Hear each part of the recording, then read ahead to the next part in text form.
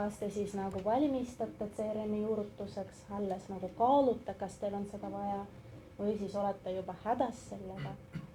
Võib-olla teil on kõik hästi, aga tulid järgmised küsimused, et mis nagu siis me teeme sellega edasi laivis ja mulle väga meeldis see, et see teemapüstitus ei olnud edulugu, vaid kogemuslugu. Seda edu ma kriipsutasin kohe maha, sest Termori puhul me sellest edust rääkida oleks nagu, no siis ma peaks maalima seda palju ilusamaks, kui see reaalsus oli. Ma olen siis IT-juht, räägin natuke sellise nagu IT-juhi perspektiivist ja vaatenurgast, võib-olla täna vähem, sest juhtkonna liikmena ma siis nagu olin ka kogu selle otsustamise protsessi juures, et miks on vaja CRM-i, miks see on hästi oluline praegu meie ettevõttele. Ja natuke võib-olla tarkust jagan, mida mina enda jaoks siis sain selle projekti. Kes on Termori, mida Termori teeb, ma panin numbritesse kõigepealt. Mõned numbrid siin tõlgendamist ei vaja, et hästi nagu ettevõtte Eesti mastaabis on hästi suur ettevõtte, 800 töötajad. Meil on siin Eestis 2 suurt tehast, on tehased Soomes, meil on 2 sauna tootmist Eestis ja Lätis. Üks Eesti sauna tootmine on projektipõhine premium klassi sauna. Lätis me teeme siis nagu standardsauna. Meil on 2 säeviskid, natuke siis saagime materjali endale ja siis 2 puhtad müügiüksust Saksamaal ja USAs. Mõlemad on ka natuke sellised erinevad, sest Ameerikas meil on ka laod, arusaadavatel põhjustel ja Saksamaal ei ole, sest me siit tarnime. Et siis kui rääkida sellest, et mida me teeme, siis meie toode on siis termotatud puidumaterjal. Siis puidu protsessimine on sisuliselt suurtes ahjudes puidumaterjali küpsetamine auruga, hästi siis nagu ökoloogia vaatenurgas selline sõbralik protsess. Sellest saab hästi vastupidav materjal, mida me siis hööveldame kas terrassilauaks või voodrilauaks või siis selliseks sissekujundus disainmaterjaliks. Me müüme seda peamiselt siis ekspordile, peamiselt B2B turul, ehk siis nagu läbi edasi müüa, läbi suuri ladusid. Ja meie peamine sihtgrupp, kellele me oma müügi suuname, on arhitektorid, disainerid ja suured arendajad, ehk siis kõik need inimesed, kes mõjutavad seda linnaarhitektuuri ja sellist nagu seda, kuidas meie siis nagu puidumaterjaliga hooned välja näevad. Meie klient on päris lihtne, et meie klient tahab ainult seda, mida ta tahab, ta ei taha midagi muud ja kindlasti ta ei taha seda, mida me saame talle kohe pakkuda. Ja seda ta tahab tegelikult väga kiiresti, väga lihtsasti tellituna, kuigi puidumaterjalis, kes teab, see teab, seal on pikkused, seal on ristlõiged, seal on erinevad puuliigid. Ja kui ma tulin kunagi 4,5 aastat tagasi Termorisse, mõtlesin, tootmine, mis asi on tootmine, mis seal nagu, mis keerukus on. Kaigas sisse toorik, kaigas välja pooltoode, järgmine kaigas välja on valmistoode. Lihtne ei ole, et see tegelikult see, mis nagu välja tuleb, sa kunagi ei tea, millist asja sa saad ja kuna siis me töötame tellimuse põhiselt, see on alati selline loteri, et mingid kaigad lähevad sisse, need hästi ootamatud kaigad tulevad välja. Ja meie klient tahab, et me annaks selle juures väga täpsed tarneajad, et mis nädal on asi minu hoovis ja siis, et me ikkagi pakuks seda turu parima hinnaga, loomulikult, ja et me teenindaksime ikkagi premium tasemel, et alati siis nagu sõbralik ja määratusega siis müügimees, kes ei ole kunagi kurnatud, tal ei ole ühtegi probleeme, oleks ees ja teenindaks. Lihtne. Ja nüüd me mõtlesime, mis meie häda on. No, on ju eelmisel slaidil kõik selge. Tee nii, kõik korras. aga me oleme tootmine. Meil tegelikult ilusa fassaadi taga on selline kogu aeg loomulik kaos. Meil siis mingi tooriku, mida me saame, mida me ei saa, midagi tuleb sisse uue, midagi me siis nagu saame kätte tootmisest, midagi ei saa. Ja kui tootmisest veel eraldi rääkida, siis tegelikult keerukus on veel selles, et meie müügitiim on tegelikult mergers ja acquisition protsessi kaudu tekkinud. Kes teab, see praegu oma peas mõtleb, ahah, no selge. Et sisuliselt meil 2 suurt tehast Eestis on nüüd üks ettevõte, 2 müügitiimi kokku siis nagu kokku tulnud. Soome tehased on natuke hiljem ostetud, siis veel üks müügitiim liitunud sellega. Läti on ostetud veel natuke hiljem, siis veel 2 ettevõtet ja 2 müügitiimi hiljem on boardinud. Ja mõned müügitiimid saavad tootmisest hästi aru, nad on lähedal, nad näevad, milline see protsess on ja milline see fassaadi taga kaos on. Aga mõned on sellised, et neil on väga selline, kuidas ma ütlen, raamatu ettekujutus sellest, et kuidas nagu need õiged käigad tekivad. Ja meie äri arenes tegelikult selle suure nõudluse surve all, et päris mitu aastat me sisuliselt hoidsime kliendi ukse taga, et nad ootasid järjekorras, et millal nad saavad meie tooteid. Me siis nagu mingi 5 aastat tagasi olukord oli selline, et ahjusid oli vähem, klient kogu aeg kannatlikult ootas. Kas ma saaks oma tooteid? Palun andke. Me siis tegelikult pidime hästi palju tegema allokeerimist, et sellele anname natukene ja sellele anname natukene, et klient ära kao. Ja nüüd järsku, või tegelikult mitte väga järsku, 2-3 aastaga te nägite kõik, mis toimus ja see olukord on täitsa teine.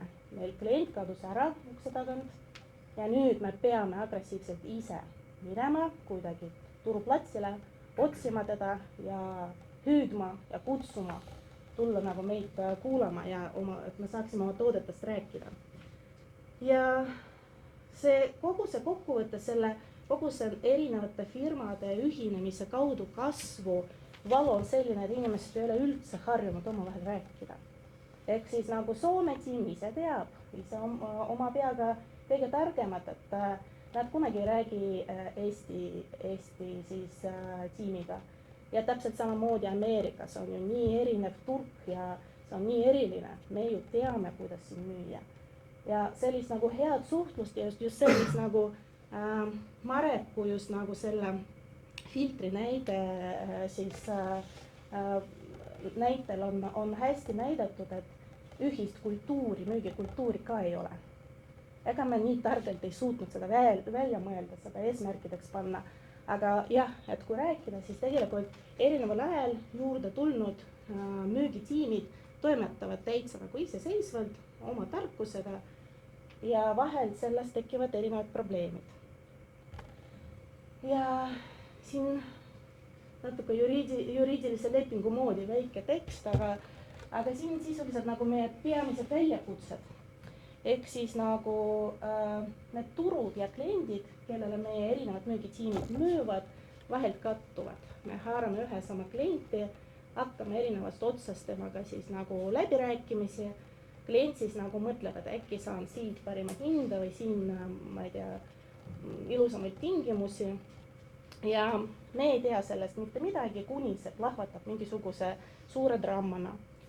Ja siis, kui inimesed vahetuvad, see tiim on, nagu ma ütlesin, 50 inimest, et siis tegelikult kõik need pooleli jäänud asjad on kuskil postkastis. Neid postkaste pole võimalik läbi töödelda, keegi ei hakka seda tegema, et kõik pakkumised, mis kunagi tehtud, kas nad salvestatud kuhugi faili serverisse või mitte, mine sa tea. Siis uued inimesed kõik tulevad tühja koha peale, kliendi vaatenurgas on täiesti bardak, tehke korda, mis nagu siis tuleb uus inimene, hakkab nagu siis uuesti sama juttu minuga rääkima, täitsa tüütu. Konkureerime hinnas oma ettevõtte sees, et sisuliselt 2 tiimi lähevad ja siis konkureerivad oma hinnapakkumistega. noh, siis me pommitame kogu aeg klienti mingisuguse liigse informatsiooniga, et me juba teame, et klient ei taha sellest tootekategooriast mitte midagi teada. Nad ei tegele sellega, me ikka saadame, sest uus inimene ei tea mitte midagi ja uus inimene proovib ikka müüa ja tahtmisest. Ja ka enda nagu need tehtud tööd kogu aeg peab kuskil sirvima. Mingid memod, mingid emailid, mingid vahetused ja noh, rääkimata telefonikõnedest, et kes mäletab, mida sa rääkisid mingisuguse kliendiga 2 aastat tagasi.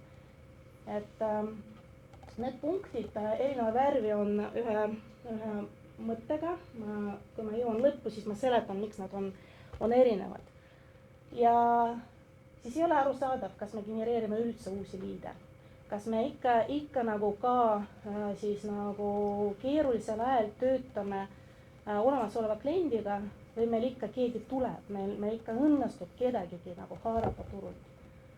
Ja no see viimane punkt, et me tegelikult tahame, et kogu see info oleks integreeritud ERP-iga, kus toimub päris müük juba, kus nagu on kõik need kinnitatud tehingud, kus on need tehingud tootmisega seotud ja siis info peaks liikuma. Et noh, vajadus on selge, CRM ja see vajadus oli siis defineeritud päris mitu aastat tagasi. Et ma mainisin, et ma olen Thermoris 4,5 aastat. Selle jooksul me juurutasime 3 CRM-i ja viimased CRM-i meil õnnestus läbi kukutada 2 korda. Ehk siis nagu sellest ei tule nagu väga selline edulugu, aga vähemalt on aus ja midagi teha ei ole. Et siis kui me otsustasime just Thermoris, üks CRM oli meil just nagu juurutatud Odoo põhjal ja see oli meie väiksemas siis sauna ettevõttes, me oleme hästi vaimustatud, hakkasime siis juurutama Thermoris ja suure hurraaga Freshworksi. See on niši platvorm, ta ei tee midagi muud kui seda CRM-i, tal on hästi piiratud funktsionaalsus, ta ei olnud meil integreeritud ERP-iga, sest ERP-i vahetus meil oli just ees ja juba võib-olla isegi käimas kõik need analüüsid ja asjad. Ja siis me mõtlesime, et okei, las ta on praegu, midagi juba teeme, et need mustad punktid oleksid kaetud, et me enam ei võistle nagu siis vähemalt nendega. Ja siis, kui meil see ERP on enam-vähem valmis, siis vaatame, millist CRM meil on vaja, kas me seda Freshworksi hakkame integreerima sinna. Ja kui me jõudsime enam-vähem kuhugi nagu siis etappi, kus oli selgus selle ERP-i juurutusega, me saime aru, et tegelikult see Freshworks on hästi lihtne, hästi nagu, noh, kuidas ma ütlen, piiratud meie jaoks. Ja me tegelikult tahaksime, et ikkagi nagu see müügiinimene oleks õnnelik. Müügiinimesed ise teate, neil on kõva hääl. Kui nad ei ole õnnelikud, siis küll te teate. Ja siis me mõtlesime, et oleks hea, kui see süsteem oleks integreeritud meie ERP-iga. Meie ERP-iks ei ole siis Business Central, vaid selle siis natuke siis suurem õde, siis Finance and Operations. Me võtsime ta, juurutasime ta koos selle Supply Chain Managementi vertikaaliga. Ja tundus loogiline, et veel üks vertikaal tuleb, selleks on CRM, asjad omavahel liiguvad ja kõik hästi.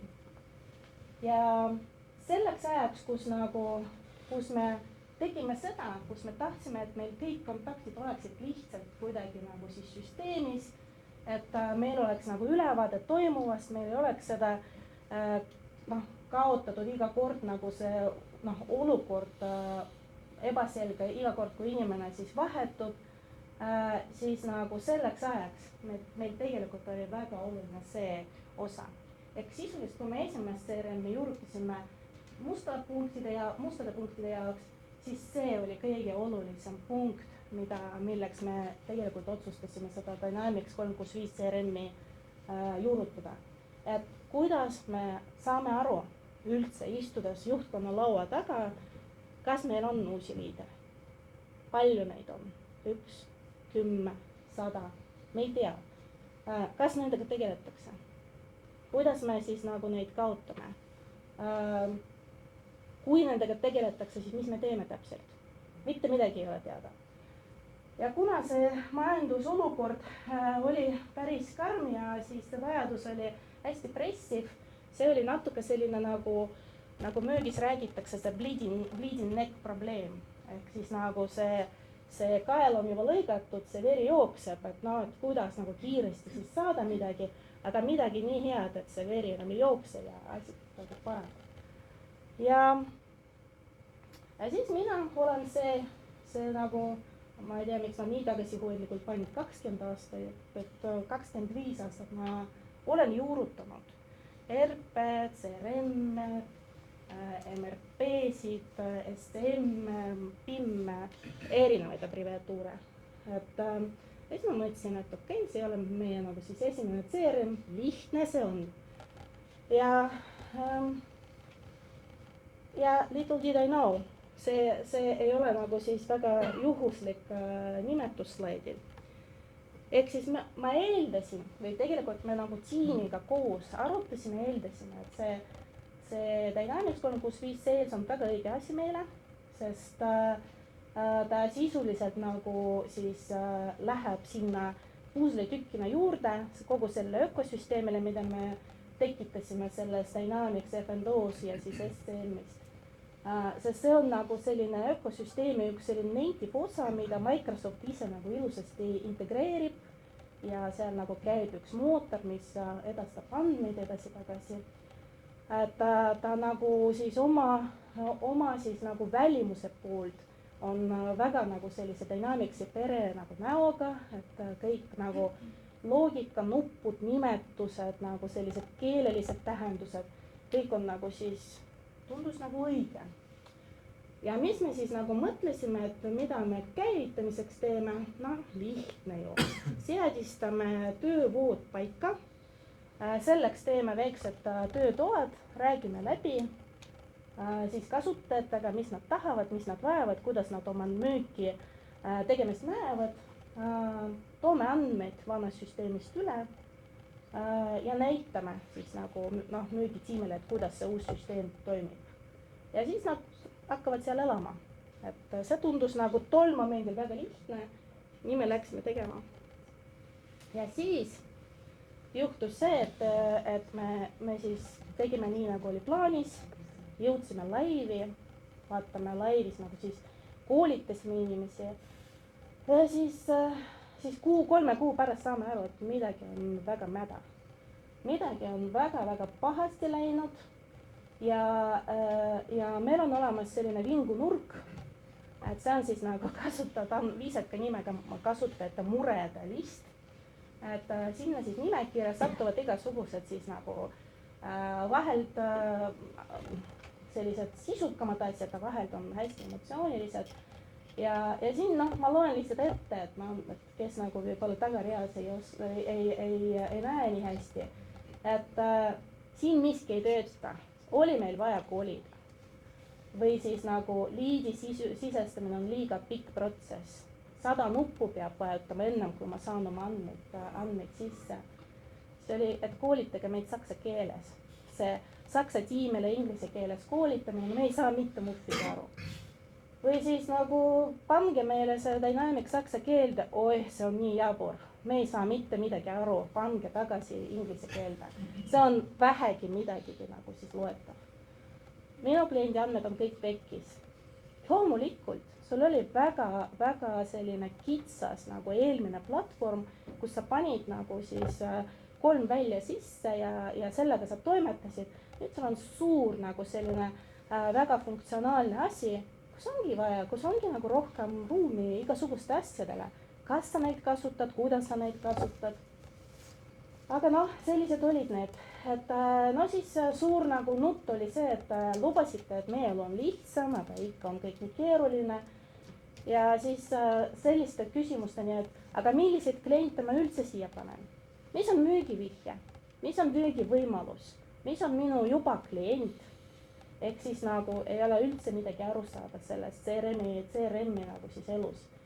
no see Outlooki integratsioon oli eriti hea nagu selline probleem, sest Outlooki integratsioon töötab meie domeenis, aga meil osa ettevõttest ajaloolistel põhjustel pole veel domeenis ja selleks oli vaja neid meilid saatma CRM-i, mitte nii, et nad läksid ise automaatiliselt. Väga suur probleem. 1001 probleemi, ma arvan, et neid oli üle 400. Me siis lugesime, imestasime, aga selle slaidi nimi ka pole juhuslik. Me mõtlesime, et okei, oleme kangelased, teeme uuesti. Nüüd me oleme nii palju targemad, teame küll, mis meil valesti läks, feilisime, juurutame uuesti. Võtame kõik need tegevused, nii nagu räägitakse, et ainult lool saab korrata tegevusi ja loota teisele tulemusele, aga me tegime seda.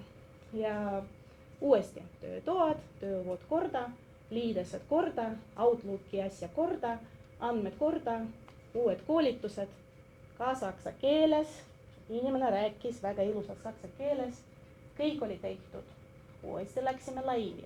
See ei olnud enam selline live, aga selline nagu tinglik live, et nüüd palun kasutage. Ja vaatame, Q2, vaatame, et jah, 2 inimest tõesti uusimasti sisestavad, mingi 30 liidi juba tekkinud.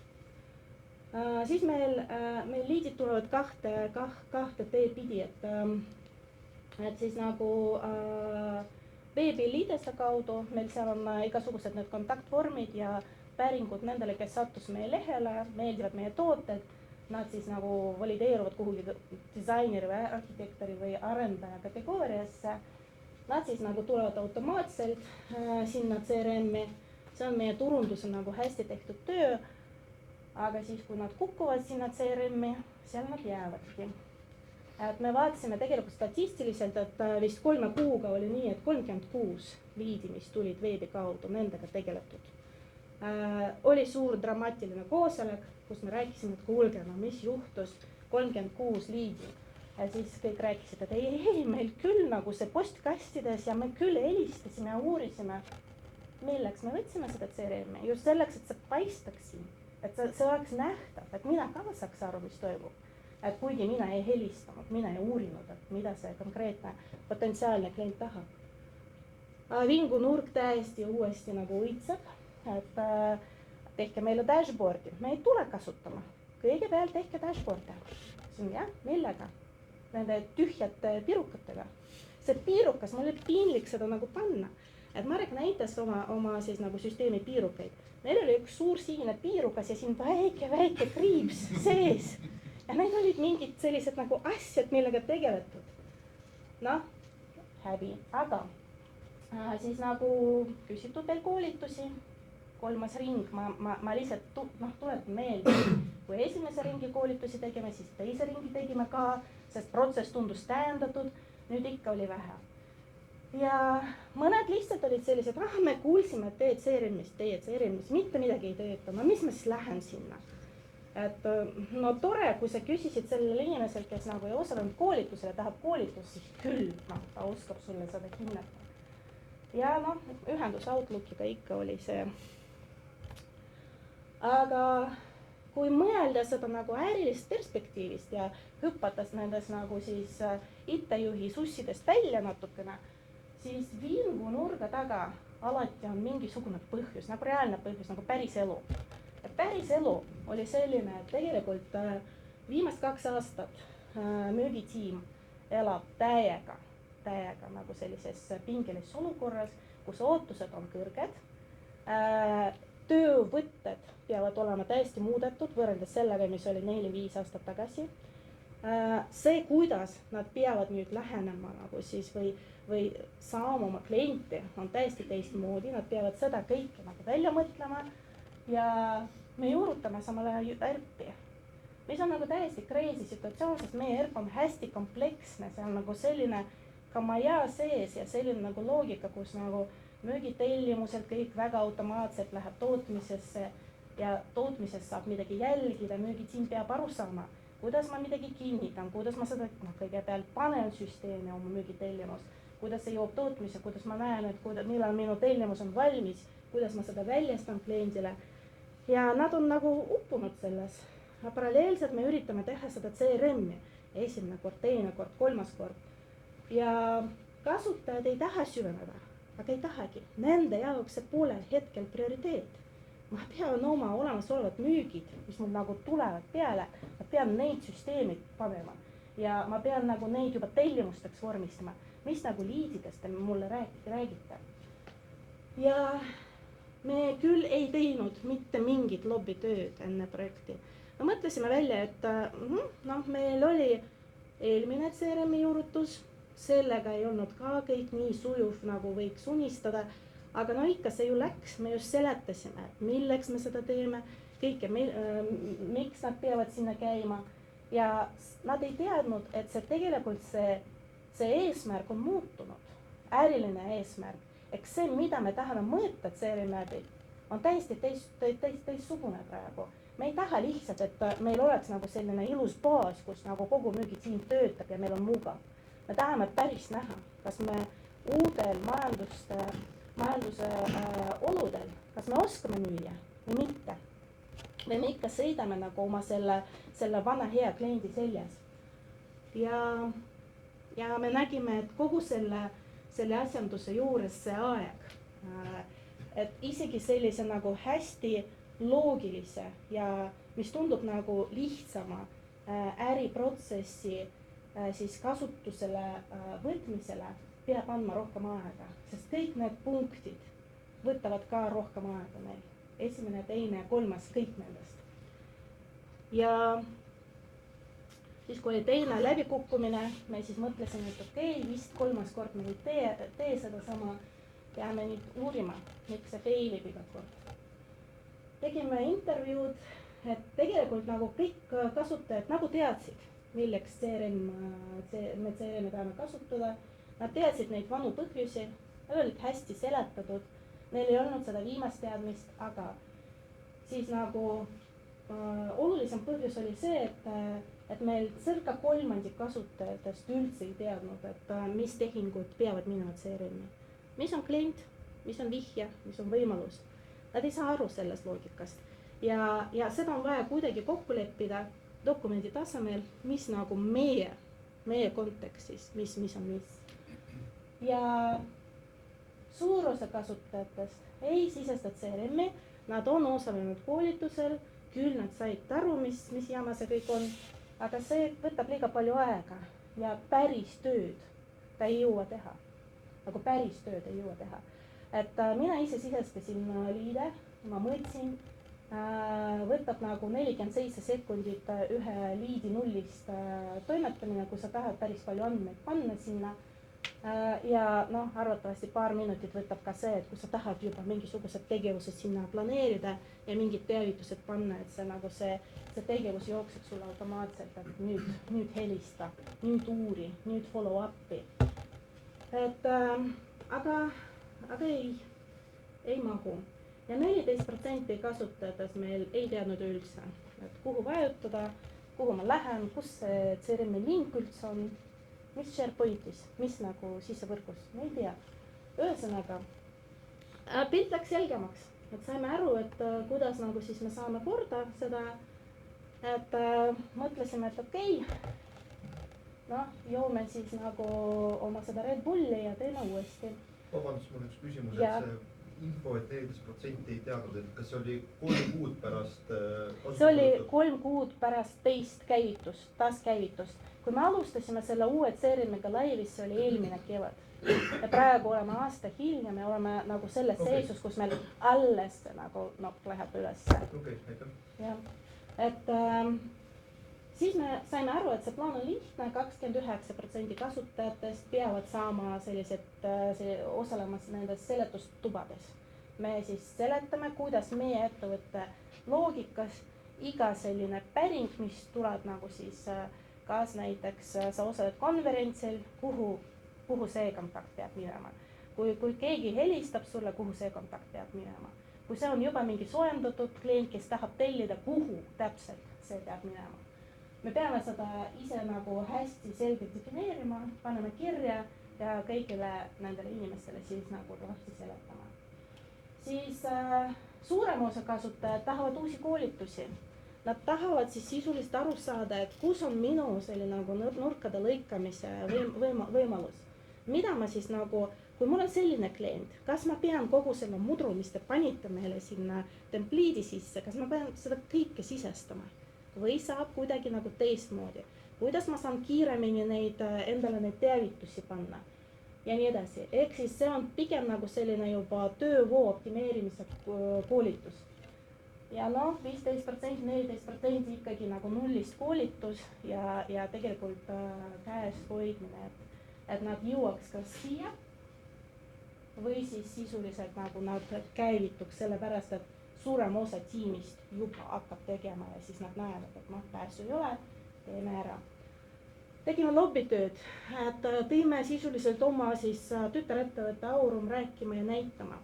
Et täpselt samamoodi oli siis nagu hästi valus protsess, kus nagu CRM tundus nagu lisatöö ja praegu see ettevõte kasvas hästi oluliselt, ma protsentides ei ütle, ma arvan, et nad kasvavad mingi 20% aastas enam-vähem ja me juurutasime nendele ERP-i 3 aastat tagasi ja võtsime CRM-i kasutusele, kõik on läbipaistev, nüüd nad näevad oma pipeline'i täpselt. Rääkisime, näitasime, seletasime siis suurele vennale ehk siis nagu Termori siis ja müügitiimile, kuidas see CRM aitab, milleks seda on vaja. Ja nüüd jälgime, mis süsteemis toimub ja iga sisestus on suur tähistamise põhjus. Iga kord teeme siis prosektot lahti ja meil on olemas sellised tahvlikoosolekud, kus me räägime ja vaatame neid nüüd ja siis sisuliselt nagu, sa näed, et kuradi invaliidid, 3 liidi, ja sa pead seda tegema, teisiti sa ei saa sellest üle, et peabki nagu näitama suurt entusiasmi ja väga siis nagu seda hoidma. Ja ma sellest nagu natuke sellest Avengeri tsitaadi siin tõin, siis ma mõtlesin ka selle ajamasina peale, et nemad siis nagu selles endgame või selles järgmises nagu filmis lahendasid kõik ajamasinaga. Ma mõtlesin, et oleks mul see ka, mis ma teeks. Et ma tegelikult teeks väga palju eeltööd, et ma ei läheks nende eeldustega, mis mul olid. Ma arvan, et kui täna vaatab kogu juhtkonna tiim sellele, kõik on samal arvamusel, et me pidime tegema rohkem seletustööd ja lihtsalt enda jaoks ka seda, et me ei mõelnud, kas meie eesmärgid on täna samad või meie eesmärgid on täna teised. Ja kindlasti kõik need suured digiinitsiatiivid, mis majas on, kui me juurutasime ERP-i, me tegelikult väga palju mõtlesime selle peale, et kuidas mitte siis tappa inimesi, et kuidas nagu siis panna mingid tehnilisemad koolitused, tootmise koolitused nagu siis lükata kõrvale ja teha ruumi sellele, et inimesed saaksid nagu siis nagu selle ERP-i ja oma igapäevase tööga hakkama. CRM-i puhul me arvasime, see on nii pisikene asi, mis seal ikka. Ja see tegelikult väga reetas meid. Kui täna mõeldes ma teeks kohe kõik riigid, kõik 50 inimest korraga, et paneks laiali. Me tegime neid siis nagu järjest ja enam-vähem 1 kuu vahega, et kõigepealt Eesti tiim, siis nagu Saksa tiim, siis Ameerika tiim ja nii edasi. Et ja kuna see peamine tiim ei võtnud vedu, siis teised vaatasid, midagi siin ei ole, küll nagu siis me jõuame ka millalgi sinna nagu midagi sisestama. Et ma arvan, et psühholoogiliselt tasemel võib-olla tekiks selline hasart ja selline huvi. Ja mis nagu siis on minu aha-efekt, et ma siin nagu kiitsin ennast, et ma siis nagu juurutasin asju, aga tegelikult nagu see üleminek selle kitsa ja spetsialiseeritud niši platvormi pealt, mis on hästi loogiline, tal tegelikult sellise nagu kasutaja kogemusele, kõik sisuliselt nagu algab sellest, et nad hakkasidki seda ehitama selle ühe konkreetse protsessi jaoks.